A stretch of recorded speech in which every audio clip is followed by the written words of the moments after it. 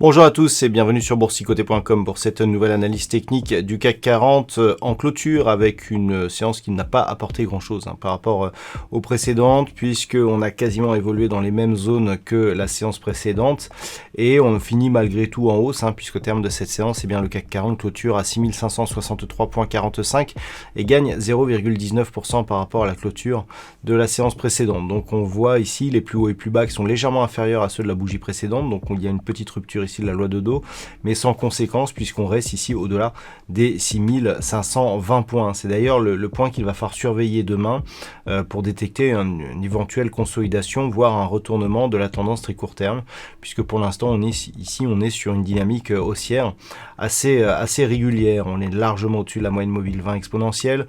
On vient d'avoir un contact ici avec la bande de Bollinger supérieure. On a passé cette zone de résistance des 6520 points.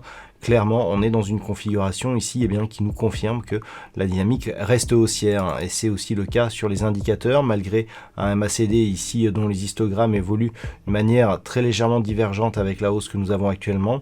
Le RSI, quant à lui, est en train de revenir dans sa zone de surachat. Et surtout, ce qui est très intéressant, alors lorsque l'on regarde ici le RSI qui était à 68,44 et qu'il est aujourd'hui à 68,96, on n'est plus en divergence baissière sur ce RSI, puisque par rapport justement à cette phase de baisse ici que nous avions sur l'indicateur, on est en train de remonter ici, et donc les plus hauts significatifs sur les cours sont suivis sur l'indicateur. Donc ça c'est intéressant, puisque c'était quand même un signal d'affaiblissement assez visible selon les indicateurs.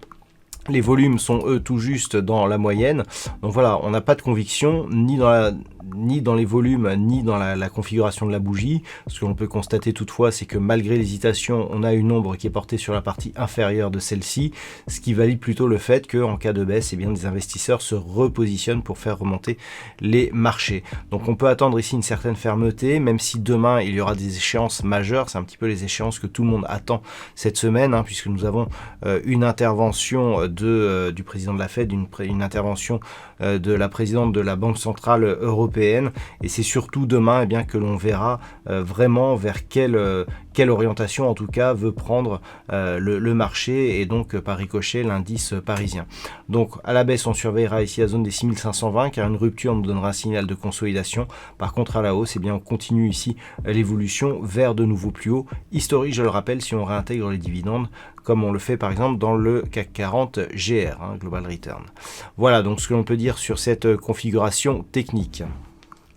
D'un point de vue statistique, par contre, on a une conviction qui est vraiment en train de s'affirmer à la hausse, puisque les statistiques pour demain sont relativement orientées. On a une probabilité qui est nourrie d'un nombre d'occurrences assez important et qui nous donne 63% de probabilité d'évolution haussière à partir du niveau d'ouverture. Donc je rappelle comment fonctionnent ces probabilités.